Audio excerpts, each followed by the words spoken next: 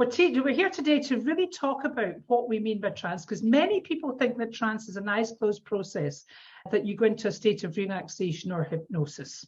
Does anyone know what one of the definitions of trance is?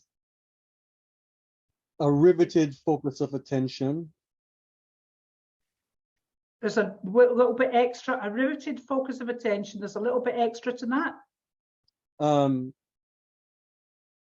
Yeah, your attention, one's attention is focused where everything else is excluded. Yeah, so it's a riveted focus of attention to the exclusion of everything else.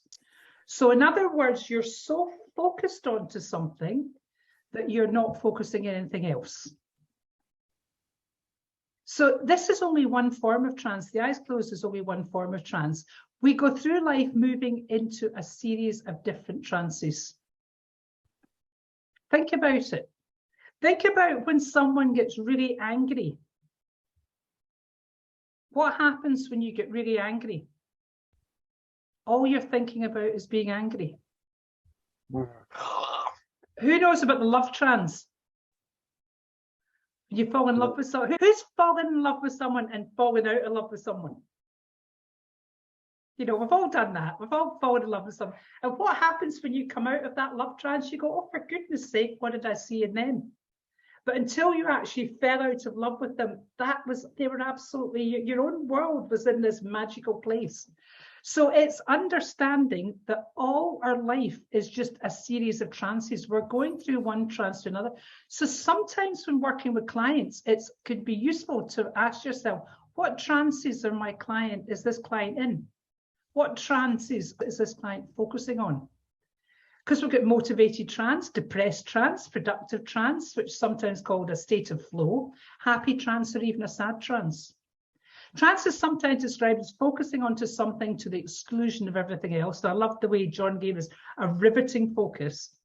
Take, for example, a sad trance. If you're really sad, it can feel as if all the light has gone. You can never imagine experiencing happiness again. So if you're working with someone that's in a sad trance, your job is to help move them and help them have some more choices from that. So trance language is a way of bypassing conscious resistance. What you're looking for when you're using trance language is that. Or you might want that. You might want that if you're getting someone to stop something. So it's not always that. Maybe if you want to help someone change what they're doing, you can get them going, no, I'm not going to do that again, that could be a really good sign. So you're looking, because it's bypassing conscious resistance, you really have to calibrate the non-verbal signals that are coming from the unconscious to show if it's connecting, what you're saying is connected with the unconscious. According to Milton Erickson, using trance language encourages people to give their whole attention, conscious and unconscious. And I love this because normally we're speaking to people on a conscious level or surface structure. And when you listen to yeah, and you know that things are not conscious, but what you're doing when you're working with your clients, you want to be simultaneously getting their full attention. That means their conscious attention, but also their unconscious attention. Especially if they're coming to you to work on things that no one else can help them with.